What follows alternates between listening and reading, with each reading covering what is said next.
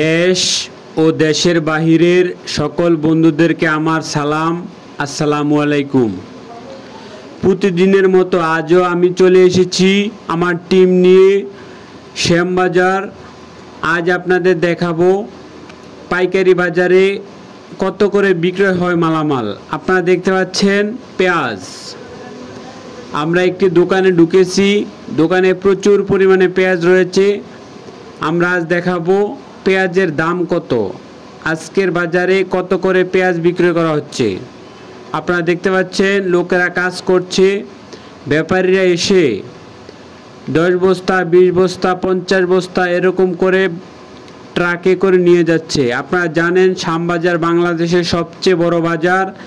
এই বাজার থেকে সারা বাংলাদেশ থেকে মানুষ এসে পিকআপ ভরে ট্রাক ভরে নিয়ে যায় বিভিন্ন জেলায়। আজও আমরা দেখতে পাচ্ছি প্রচুর মানুষ আসছে মাল কেনার জন্য এবং ট্রাক ভরে ভরে নিয়ে যাচ্ছে।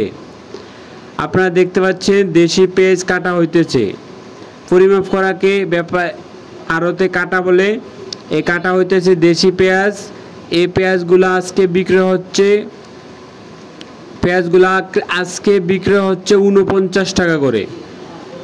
বড় সাইজের পেঁয়াজ এই 2 দিন আগেও ছিল 47 টাকা করে। আমরা 47-48 টাকা করে দেখেছি বিক্রয় হয়েছে, কিন্তু আজ বিক্রয় হচ্ছে 49 টাকা 50 টাকা।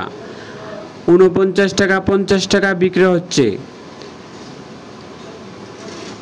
পেঁয়াজের ঘরের অভাব নেই, প্রচুর পেঁয়াজের ঘর, প্রচুর মাল আসে, ট্রাকে ট্রাকে মাল আসে। আপনারা জানেন শ্যামবাজারে ডিস্ট্রিক্ট ট্রাক ভরে ভরে মাল আসে বিভিন্ন জেলা থেকে। এক এক ট্রাকে 400 বস্তা 300 বস্তা এরকম করে মাল আসে। আলুর পাশাপাশি এ বাজারে বিক্রি করা হয় পেঁয়াজ, রসুন, আদা। আমরা এসেছি পেঁয়াজের ঘরে, আপনাদের দেখাইতেছি দেশি পেঁয়াজ। দেশি পেঁয়াজ বিক্রি হচ্ছে এই দামে।